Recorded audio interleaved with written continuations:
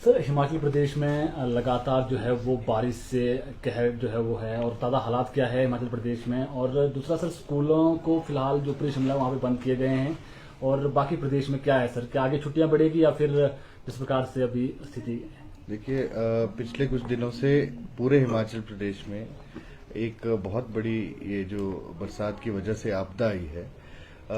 हमारा सबसे पहला काम ये होगा कि बच्चों की जो सेफ्टी है उसको मद्देनजर रखते हुए हम लोग काम करेंगे। कुछ दिन स्कूलों के जो स्कूल बंद भी किए गए थे, और जहां जहां पर ज्यादा दिक्कत थी वहां पर स्कूल बंद किए गए। तो मैं ये समझता हूं कि ये तो निर्भर करेगा जिस तरह का मौसम होगा और किस तरह से हम बच्चों की सेफ्टी को ध्यान में रखते हुए अगर आगे कहीं जरूरत हो तो ऐसा भी हो सकता है, और जहां जब अगर मौसम ठीक रहेगा तो स्कूल बंद नहीं होगा। सर, जिस तरह से अगर मानसून की बात की जाए तो अभी भी सक्रिय है, और केंद्र से भी सर्वेक्षण के लिए टीमें भी आई और केंद्रीय मंत्री ने भी विजिट किया, लेकिन फ्रूटफुल कुछ रहा नहीं स्टेट के लिए अभी तक। जो है राहत राशि को लेकर जो लगातार मांग की जा रही थी कि कोई राहत राशि मिले या फिर राष्ट्रीय आपदा राज्य घोषित किया जाए, तो क्या लगता है रिपोर्ट के लिए समय लगेगा, लेकिन जो प्रभावित लोग हैं उन्हें किस तरह से राहत मिलेगी? देखिए, प्रदेश सरकार इस पे काम कर रही है और मुख्यमंत्री जी के आदेश हैं कि जो लोग प्रभावित हुए हैं उनको जल्द से जल्द राहत दी जाए।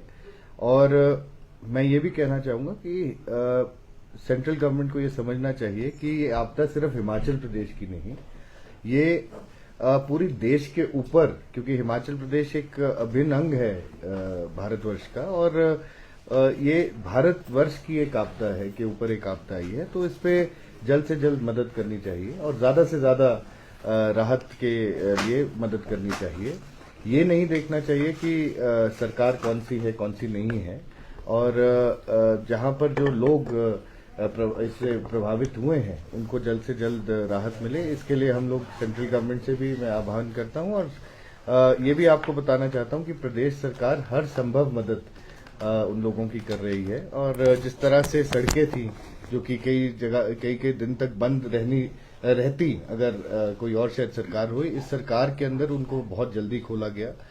एकदम से यातायात के लिए सड़कें खोली गई, जहां पर लैंडस्लाइड हुए तो उनको क्लियर किया गया, जहां पर घरों का नुकसान था या किसी प्रॉपर्टी का नुकसान था उनको एकदम से राहत पहुंचाएगी। माननीय मुख्यमंत्री जी ने हर प्रभावित जगहों के सबके दौरे किए हैं और खुद उसको मॉनिटर किया है, और मैं समझता हूं कि एक इस आपदा की घड़ी में उन्होंने अपना बहुत बड़ा रोल उन्होंने भी और पूरी सरकार ने निभाया है।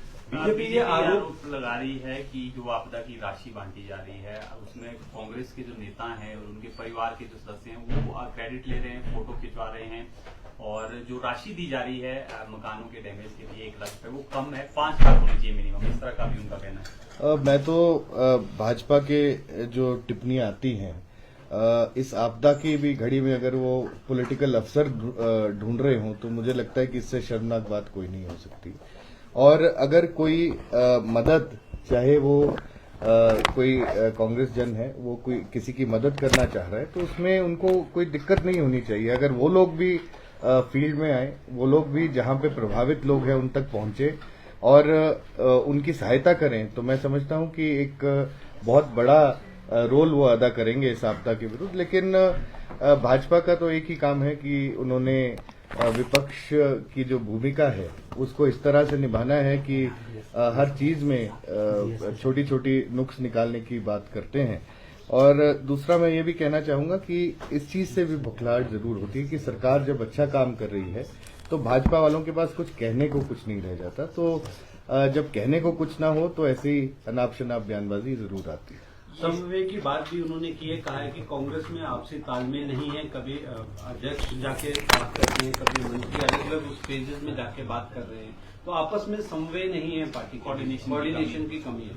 समन्वय की जहां तक बात है तो पहले उनको अपने घर में देखना चाहिए। अभी हाल ही में कार्यकारिणी बनी है और ऐसे सुनने में आया है, आपके समाचार पत्रों और आपके चैनलों के माध्यम से ये सुनने में आया कि बहुत सारे लोग जो थे वो बहुत डिसअपॉइंट हुए हैं इस कार्यकारिणी से, और वो सब दिल्ली की दौड़ में वहां दिल्ली तक पहुंच गए थे।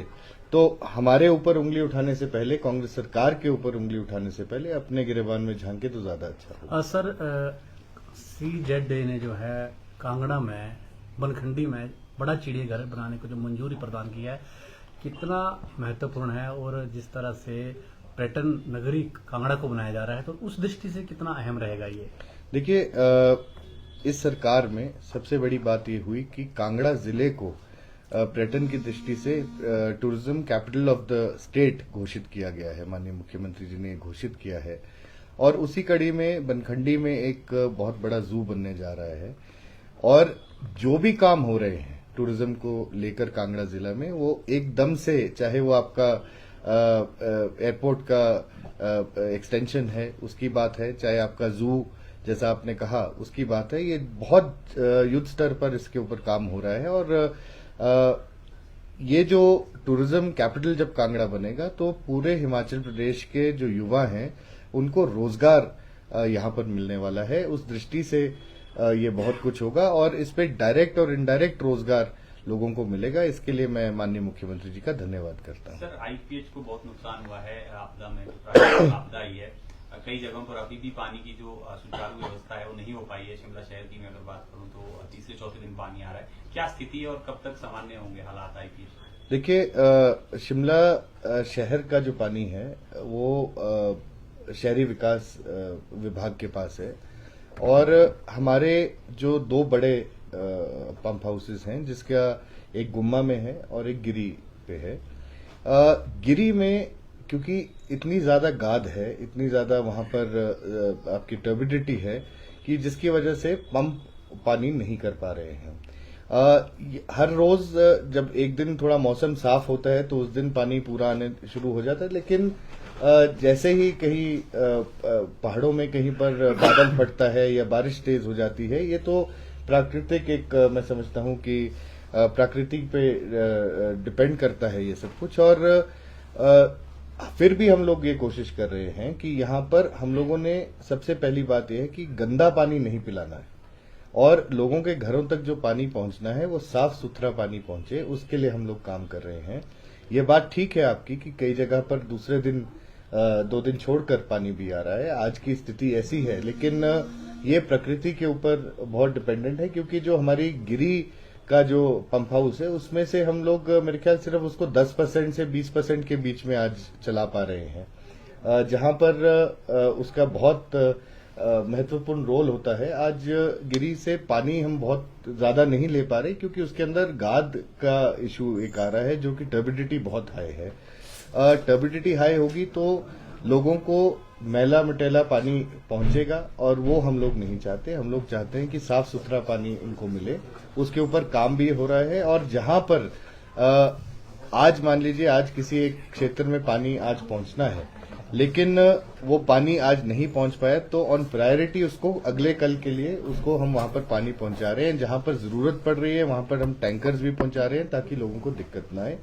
और ये जो नेचर का जो हो रहा है, जैसे चाहे बादल फट रहे हैं आपके या आपका बारिश ज्यादा हो रही है, तो टर्बिडिटी की वजह से इस कारण नहीं हो रहा। लेकिन हमारे लोग जो SJPNL के जो लोग हैं, चाहे वो हमारे टेक्नोक्रेट्स हैं, चाहे हमारे कर्मचारी हैं, वो सब इस काम में लगे। और मैं धन्यवाद भी उनका करना चाहूंगा कि उन्होंने दिन ना देखते हुए, रात ना देखते हुए पूरा काम और लोगों को स्वच्छ पानी पहुंचाने का पूरा काम कर रहे हैं। सर, ये घात की दिक्कत जो है हमेशा यहाँ पे रहती है, इसका परमानेंट क्या इलाज हो सकता है? कोई इस बारे में कोई बैठक हुई है आने वाले समय में इस तरह की कोई दिक्कत ना हो? जी, इस पर बैठक हो चुकी है, और माननीय मुख्यमंत्री जी की अध्यक्षता में ये बैठक हुई, और उन्होंने हम लोगों से और SJPNL से मांगा था कि किस तरह से हम इस घात की जो प्रॉब्लम आती है इससे कैसे निपटारा किया जा सकता है। तो एक तो वो है, और प्लस उन्होंने स्टोरेजेस की बात कही थी कि जगह जगह पर और ज्यादा हम पानी को स्टोर करने की बात करें। तो मैं आपको बताना चाहूंगा, बहुत जल्द हमारे तकरीबन 5 लाख लीटर के करीब का हमारा जो ढली का टैंक है, जो कि टोटल 10 लाख लीटर का है, लेकिन 5 लाख लीटर का उसमें से बहुत जल्द फंक्शनल हो जाएगा, वहां पर पानी स्टोर हो जाएगा। और हमें तकरीबन आप ऐसा समझ सकते हैं कि 40 से 45 के आसपास हमें पानी एक दिन में यहाँ पर शिमला शहर में चाहिए होता है। तो आज जो पानी की स्थिति है, आज की जो स्थिति है वो तकरीबन हमारा 33 MLD का पानी आज आया है पिछले कल से। और मैं समझता हूं कि इसको हमको और ज्यादा करने के लिए इसको स्टोरेजेस की भी हम बात कर रहे हैं, और आने वाले समय में हम इस पर फोकस कर रहे हैं कि जो हमारे पुराने सोर्सेज हैं, चाहे वो आपका कैचमेंट एरिया का सोर्स है या बाकी जितने भी सोर्सेज हैं, उनको रिवाइव किया जाए ताकि पानी की कमी आगे ना आए। आपका कैचमेंट एरिया का एक टैंक है जो बहुत साल से खराब पड़ा है, उस पर पानी स्टोर नहीं हो पाता है, लेकिन अब उसके ऊपर भी ध्यान दिया जा रहा है और जल्द से जल्द वो तकरीबन 9 MLD का आपका ये टैंक है, तो उसको भी हम जल्द से जल्द बनाने जा रहे हैं। सर, शिक्षा विभाग में 6000 के करीब भरने की मंजूरी दी गई थी। अब ये स्पष्ट हो चुका है कि मौजूदा वर्तमान कॉन्ट्रैक्ट नियमों के हिसाब से भर्ती होगी, तो कब तक सर ये प्रक्रिया शुरू की जाएगी? बहुत जल्द होने वाली है। और आपको मैं ये भी बताना चाहता हूँ, अभी हाल ही में हमारे JBT से ये चीज शुरू हो चुकी है।